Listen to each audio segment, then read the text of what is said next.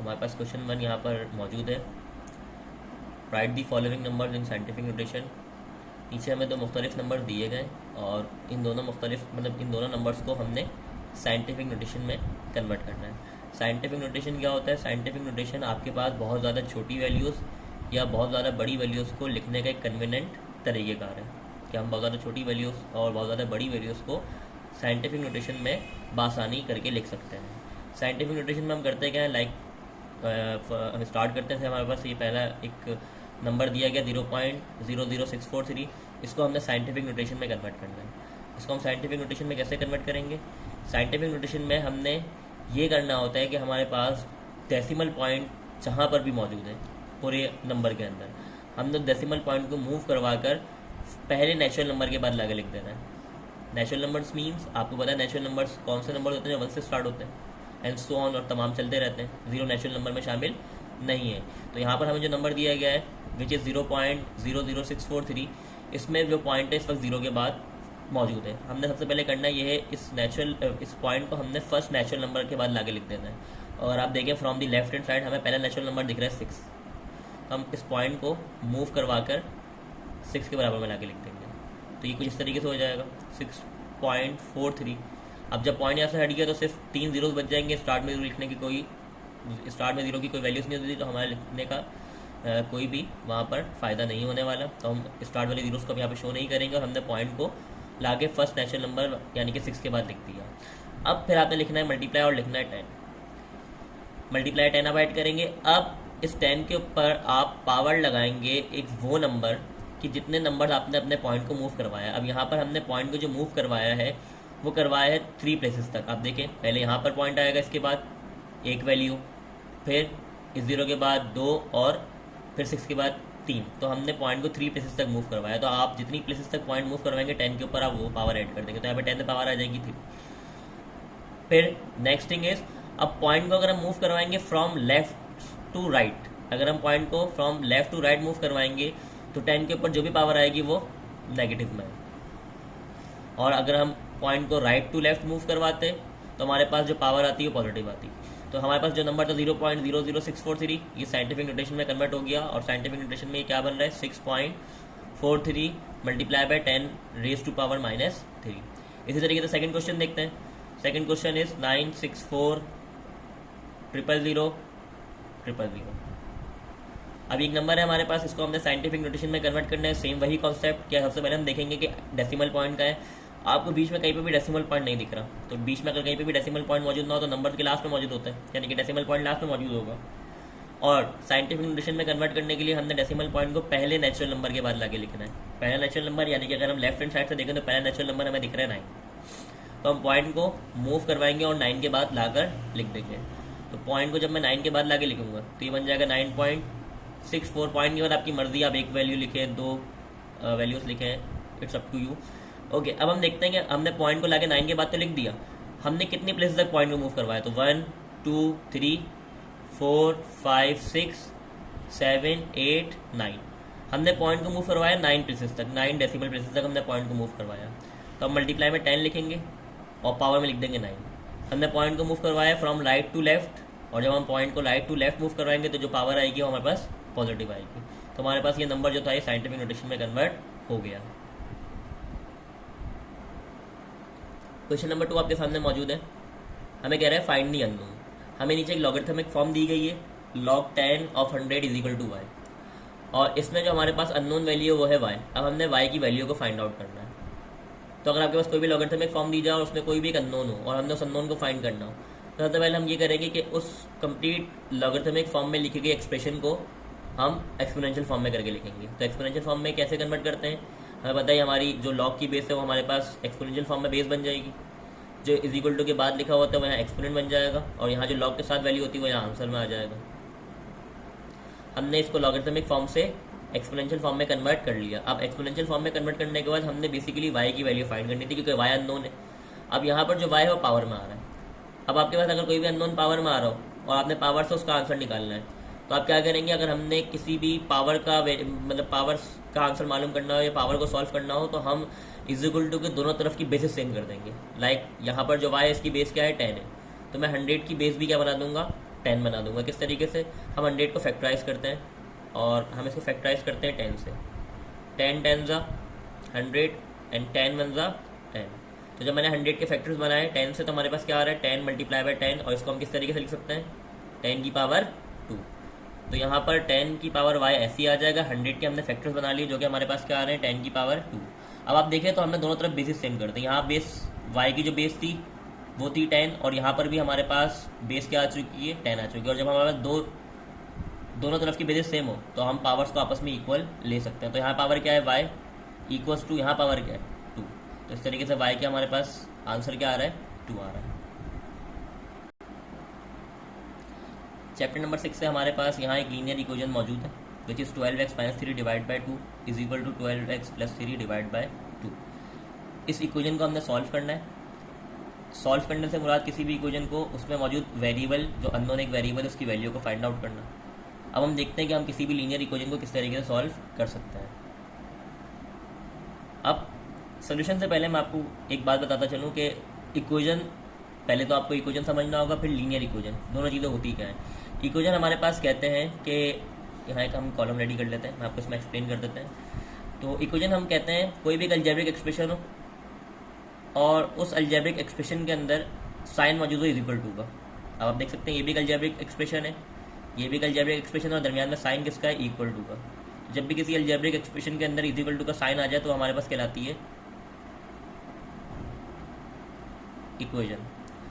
और ऐसी इक्वेशन जिसकी डिग्री 1 हो, डिग्री कहते हैं मतलब किसी भी इक्वेशन के अंदर जो वेरिएबल मौजूद है उसकी पावर, हाईएस्ट पावर। तो आप देख सकते हैं ये इक्वेशन है, इसमें वेरिएबल जो x है, अब x की पावर 1 है, 1 के अलावा x की पावर आपको 2 3 4 नहीं दिख रही, यानी कि x की जो हाईएस्ट पावर है वो 1 है। तो आपके पास इसकी डिग्री क्या हो जाएगी? 1 हो जाएगी। डिग्री कहते हैं वेरिएबल की हाईएस्ट पावर को। तो ये इक्वेशन है, इसकी डिग्री क्या है? 1। और ऐसी इक्वेशन जिसकी डिग्री क्या हो? 1 हो, आपके पास कहलाती है लीनियर इक्वेशन। तो आप देख सकते हैं ये इक्वेशन आपके पास मौजूद है, वेरिएबल इसमें इंक्लूडेड है x, और आप देख सकते हैं x की पावर 1 है दोनों जगह पर। 1 से ग्रेटर पावर आपको कहीं पर नहीं दिख रही होगी। तो ये एक लीनियर इक्वेशन है। अब लीनियर इक्वेशन को सॉल्व करने से मुराद x की वैल्यू फाइंड करना। तो हम करते हैं x की वैल्यू फाइंड। 12x - 3 इसको एक बार लिख लेते हैं हम सॉल्व में। अब आप देखें यहाँ पर 2 यहाँ 12x - 3 से डिवाइड हो रहा है। अगर मैं इसको ट्रांसफर कर दूँ इज इक्वल टू की दूसरी तरफ, तो जाके क्रॉस में इस पूरी वैल्यू से जाके हो जाएगा मल्टीप्लाई। इसी तरीके से आप 8 देख सकते हैं, 8 यहाँ इस 12x + 3 से डिवाइड हो रहा है। अगर मैं इसको इस तरफ ट्रांसफर कर दूँ तो क्रॉस में जाके इस ऊपर वाली वैल्यू से हो जाएगा ये मल्टीप्लाई। तो हम यहाँ पे क्रॉस मल्टीप्लिकेशन करवाते हैं। 8 यहाँ डिवाइड में है, हम इसको जब यहाँ ट्रांसफर करेंगे तो ये आके 12x - 3 से मल्टीप्लाई हो जाएगा। ब्रैकेट किस वजह से लगाया? क्योंकि ये 8 12x से भी मल्टीप्लाई होगा, ये 8 3 से भी मल्टीप्लाई होगा। इसी तरीके से 2 यहाँ डिवाइड में इस तरफ आके इस वैल्यू से मल्टीप्लाई हो जाएगा, और इस वैल्यू को भी हमने ब्रैकेट में लिखा क्योंकि 2 12x से भी मल्टीप्लाई होगा, फिर 2 3 से भी मल्टीप्लाई होगा। तो डिस्ट्रीब्यूटिव प्रॉपर्टी के अकॉर्डिंग हम 8 को पहले 12 से मल्टीप्लाई करते हैं। तो 8 जब हमारे पास मल्टीप्लाई होगा 12 से तो हमारे पास इसका आंसर आ जाएगा 96x प्लस माइनस 8 12 96x ऐसे ही आ जाएगा, प्लस माइनस -8 3 24। 2 20 तरीके से दोनों से मल्टीप्लाई होगा, पहले 2 12 से मल्टीप्लाई होगा तो 24x आ जाएगा, plus 2 3 6। Now next thing is, अब हम यहाँ देख सकते हैं कि x वाली एक टर्म यहाँ पर भी है, x वाली एक टर्म यहाँ पर भी है, एक कांस्टेंट टर्म यहाँ पर भी, एक कांस्टेंट टर्म यहाँ पर भी। तो हम ये करेंगे, हम x वाली दोनों टर्म्स को एक तरफ कर लेंगे इज इक्वल टू के, और कांस्टेंट्स को इज इक्वल टू के एक तरफ करके लिख देंगे। तो ये 96x तो मैं यहाँ ऐसे ही लिख देता हूँ। ये 24x यहाँ प्लस हो रहा है, इसको जब मैं इस तरफ ट्रांसफर करूँगा तो यहाँ के माइनस का हो जाएगा, और इसके साथ 96x के साथ लाके मैं लिख दूँगा। इस 6 को यहीं लिखे रहने देते हैं। ये 24 यहाँ माइनस में था, यहाँ किसका हो जाएगा आके प्लस का हो जाएगा। अब हम क्या करेंगे, x दोनों में x को एक बार लिख देंगे, साथ वाले नंबर्स इनके सॉल्व करवा देंगे। यहाँ 96 - 20, और हम 96 में 24 को माइनस करवाते हैं और देखते हैं क्या बच रहा है। तो 6 - 4 2 एंड 9 - 2 7, हमारे पास बच रहा है यहाँ 72, और 24 + 6 ये हमारे पास बचेगा यहाँ पर 30, 6 + 24 हमारे पास यहाँ पर हो जाएगा 30। अब 72 यहाँ x से हो रहा है मल्टीप्लाई, क्योंकि हमने x फाइंड करना है तो हमने x को सेपरेट करवाना है। 72 x का यहाँ मल्टीपल है, मल्टीप्लाई हो रहा है। अगर हम इसको इस तरफ ट्रांसफर करें तो ये 30 से आगे हो जाएगा डिवाइड। अगर हम डिवीजन करें तो 3 से कैंसिलेशन करवा देते हैं, 3 1 3 3 0 0, 3 2 6 1 यहाँ आ जाएगा, 3 4 12 मजीद कैंसिलेशन कर देते हैं तो 2 5 10, 2 1 2 2 2 4, 5 और 12 मजीद कैंसिल नहीं हो सकते, तो हमारे पास फाइनली आंसर क्या आ जाएगा 5/12। जब भी हम किसी इक्वेशन को सॉल्व करते हैं उसका आने वाले आंसर को हम फ्रैक्शन में अगर है तो फ्रैक्शन में ही लिख देंगे, अगर कंप्लीट कैंसिलेशन नहीं हो रही तो हमें पॉइंट में आंसर लिखने की ज़रूरत नहीं है। तो ये आपका क्या हो जाएगा, इसका आंसर हो जाएगा। अब हम चैप्टर नंबर 6 में ही एक ऐसी इक्वेशन को देखेंगे कि जिसमें मॉड्यूलस इंक्लूडेड हो।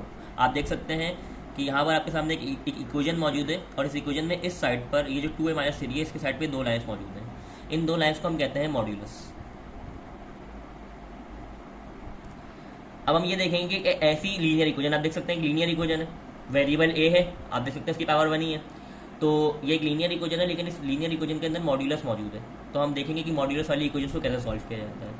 सबसे पहले तो हम इसको एक बार कॉपी कर लेते हैं। Modulus of 2a - 3 is equal to 7। Simply हम करेंगे क्या, जब भी आपके पास मॉड्यूलस वाली इक्वेशन आए तो आपने मॉड्यूलस को रिमूव करना है। इस मॉड्यूलस को मैं यहाँ से रिमूव करूँगा, यानी कि इस मॉड्यूलस को मैं यहाँ से 2a - 3 से हटा दूंगा। और जब हम मॉड्यूलस को रिमूव करेंगे तो इज इक्वल टू के बाद जो भी नंबर होगा उसके साथ हम दो साइंस लगाएंगे, प्लस और minus. According to the definition of modulus, modulus की डेफिनेशन के अकॉर्डिंग जब भी हम मॉड्यूलस को रिमूव करवाते हैं तो इज इक्वल टू के जो बाद वाला नंबर है उसके साथ हम एक साइन लगाते हैं प्लस का, एक साइन लगाते हैं माइनस का। तो यहाँ पर इस तरीके से हमारे पास दो इक्वेशन रेडी होंगी। दो इक्वेशन कैसे, एक प्लस के लिए एक बार हम ये 2a - 3 लिखेंगे और 7 ले लेंगे प्लस का, और एक बार हम इस इक्वेशन को दोबारा से लिखेंगे बट अब 7 लेंगे हम यहाँ पर माइनस का। तो आप देख सकते हैं यहाँ पर दो लीनियर इक्वेशंस रेडी हो चुकी हैं और लीनियर इक्वेशंस को हम पीछे सॉल्व करना सीख चुके हैं। अब लीनियर इक्वेशन को सॉल्व करने से मुराद ये कि अब यहाँ पर आप देख सकते हैं दोनों इक्वेशन में जो वेरिएबल है ए है, हमने ए की वैल्यू फाइंड करनी है। सबसे पहले हम यहाँ इस इक्वेशन को सॉल्व करते हैं। तो ए को हमें सेपरेट करना है, तो -3 और फिर जो यहाँ 2 है उन दोनों को एक एक करके हम इज इक्वल टू को दूसरी तरफ ट्रांसफर करेंगे। पहले 3 को, 3 यहाँ माइनस का है, यहाँ 7 से आगे हो जाएगा प्लस, और 7 + 3 इज इक्वल टू 10। अब हमने इस 2 को भी वहाँ लेके जाना है, 2 यहाँ ए से मल्टीप्लाई हो रहा है, इसको जब हम वहाँ लेके जाएंगे तो ये 5 10 से जाके हो जाएगा डिवाइड, और 2 1 2 2 5 10। तो इस इक्वेशन को जब हमने सॉल्व करा तो हमें ए की वैल्यू मिल रही है 5। सेम इसी तरीके से हम इस इक्वेशन को भी सॉल्व करते हैं। अब ये माइनस का 3 वहाँ जाएगा तो प्लस का हो जाएगा। अब 7 माइनस का है, 3 प्लस का, तो प्लस माइनस माइनस, 7 में से 3 जाएंगे तो हमारे पास बचेगा 4। और जब हम आंसर निकालेंगे दो वैल्यूज़ को सॉल्व करके तो साइन हमेशा बड़ी वैल्यू का लगता है, तो 7 बड़ी वैल्यू है तो माइनस का साइन है, तो यहाँ 4 भी किसका आएगा, माइनस का। 2 जहाँ ए से मल्टीप्लाई हो रहा है, यहाँ -4 से आगे हो जाएगा डिवाइड, 2 1 2 2 2 तो ए की वैल्यू आ जाएगी माइनस का।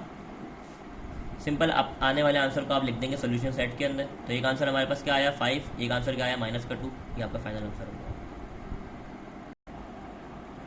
हमें अगेन एक क्वेश्चन यहाँ पे हमारे आपके सामने मौजूद है जिसमें एक लॉग की फॉर्म दी गई है, और इस लॉग की फॉर्म में हमने अननोन वैल्यू को फाइंड करना है। यहाँ पर बाय मिस्टेक यहाँ पर हमारे पास आएगा x। तो ये एक लॉगरिथम की फॉर्म, लॉग की हमारे पास एक फॉर्म मौजूद है जिसमें हमें एक अननोन वैल्यू दी गई है x, और इस x की वैल्यू को हमने फाइंड आउट करना है कि हमारे पास यहाँ x की क्या वैल्यू आएगी। तो हम पहले भी इस चीज़ को डिस्कस कर चुके हैं। अगर आपको लॉग की फॉर्म दी जाए और उसमें कोई भी एक अननोन वैल्यू हो तो सबसे पहले हम उसको एक्सपोनेंशियल फॉर्म में कन्वर्ट करके लिखेंगे। एक्सपोनेंशियल फॉर्म में जब इसे हम कन्वर्ट करेंगे तो यहाँ जो भी लॉग की बेस होती है वो नॉर्मल बेस नंबर की बेस आ जाएगी। तो यहाँ लॉग की बेस x थी, तो जब मैं एक्सपोनेंशियल फॉर्म लिखूंगा तो बेस आ जाएगी x। अब लॉग की फॉर्म में जो भी नंबर इज इक्वल टू के बाद होता है वो एक्सपोनेंशियल फॉर्म में पावर बन जाएगा। तो आप देख सकते हैं यहाँ 4/3 है, तो यहाँ पर जो x के ऊपर पावर आ जाएगी वो आ जाएगी 4/3, और जो है लॉग के साथ वैल्यू मौजूद होती है वो इज इक्वल टू के बाद आ जाती है, तो वो आ जाएगा हमारे पास 81। अब हमने इसको एक्सपोनेंशियल फॉर्म में कन्वर्ट कर लिया। अब नेक्स्ट थिंग इज हमें चाहिए सिंपल x, हमें सिंपल x की वैल्यू चाहिए। तो हमने x के ऊपर से इस 4/3 को रिमूव करना है, इस 4/3 को हमने x के ऊपर से हटाना है। इस 4/3 को जब x के ऊपर से हम हटाएंगे तो हमें सिंपल x की वैल्यू मिल जाएगी। तो अब अगर हमने 4/3 को इस x के ऊपर से हटाना है तो हम देखें क्या काम करेंगे। हम यहाँ पर मल्टीप्लाई करवाएंगे एक एक्सपोनेंट अपने पास से, मतलब जो हमारे पास जो पावर मौजूद है उस पावर के साथ हम एक और पावर मल्टीप्लाई करवाएंगे, और वो पावर होगी 3/4 ऑन बोथ साइड, क्योंकि मैथ में हम जो काम एक तरफ करते हैं वो दोनों तरफ करते हैं। अब ऐसा मैं क्यों कर रहा हूँ, मेरे पास जो मेन चीज़ जो मेन हमारे पास पावर मौजूद है x के ऊपर वो है 4/3। इस 4/3 को रिमूव करने के लिए मैं एक्सपोनेंट के अंदर ही एक और एक्सपोनेंट को मल्टीप्लाई करवा रहा हूँ जो कि हमारे पास 3/4 है। ऐसा हम क्यों कर रहे हैं, आइए देखते हैं हम ऐसा क्यों कर रहे हैं। हमारे पास x के ऊपर पावर मौजूद है 4/3। अब इससे मैं मल्टीप्लाई करवा रहा हूँ एक और पावर जो कि हमारे पास है 3/4। अब यहाँ पर जब हमने 3/4 लिखा तो यहाँ पर जो 81 है उसके ऊपर भी पावर में क्या आ जाएगा 3/4। मीन्स जो हमने 3/4 पावर ली है वो इस पर भी आ जाएगी। अब इस पर एक ऑलरेडी पावर मौजूद थी तो यहाँ इन दोनों के दरमियान मल्टीप्लाई आ गया। 81 पे 1 पावर थी उसको हम शो नहीं करते तो यहाँ पर हमने 3/4 डायरेक्ट लिख दिया। अब यहाँ पर मैंने 3/4 मल्टीप्लाई करवाया, उसको मल्टीप्लाई करवाने का मकसद ये था कि आप यहाँ देख सकते हैं अब यहाँ 4 से 4 क्या हो जाएगा कैंसिल, और 3 से 3 भी क्या हो जाएगा कैंसिल, और तो हमारे पास सिंपल क्या बच जाएगा यहाँ पे x। बात करते हैं इस वाली सेट की। अब आपके पास कोई भी नंबर हो और उस नंबर के ऊपर पावर हो फ्रैक्शनल यानी कि फ्रैक्शन में मौजूद हो। आप देख सकते हैं 81 एक सिंपल होल नंबर है, पावर इसके ऊपर फ्रैक्शन में मौजूद है। तो जब भी किसी सिंपल होल नंबर है पावर फ्रैक्शन में आ जाए तो उसको सॉल्व करने के लिए आप जो वैल्यू आपके पास जो मेन होल नंबर है उसके आप फैक्टर्स बनाएंगे। तो हम फैक्टर्स बनाते हैं यहाँ पे 81 के। तो 81 के फैक्टर्स 2 से तो बनेंगे नहीं, 3 से चेक करते हैं। 3 2 6, 2 यहाँ आ जाएगा, 3 7 21। अगेन 3 से सॉल्व होगा, 3 9 27, 3 3 9, 3 1 3। तो हमने जब 81 के फैक्टर्स बनाया था हमारे पास 3 आ रहा है 4 टाइम्स। इसको हम ऐसे लिख सकते हैं 3 की पावर 4। तो यहाँ पर 81 की जगह हम क्या लिख देंगे 3 की पावर 4, और बाहर पावर क्या आ जाएगी 3/4।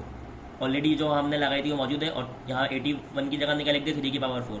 अब हमें पता है ये अंदर वाली पावर और बाहर वाली पावर मल्टीप्लाई में होती है, तो 4 से 4 क्या हो जाएगा कैंसिल। आपके पास बच जाएगा 3, तो बेस ऐसी आ जाएगी, पावर में क्या बच जाएगा आपके पास ऊपर एक 3 और बच जाएगा, और 3 की पावर 3 का मतलब 3 आपस में 3 टाइम्स मल्टीप्लाई हो रहा है। तो 3 3 9, 9 3 27। तो यहाँ पे आपके पास x की जो वैल्यू हो क्या आ जाएगी 27 आ जाएगी।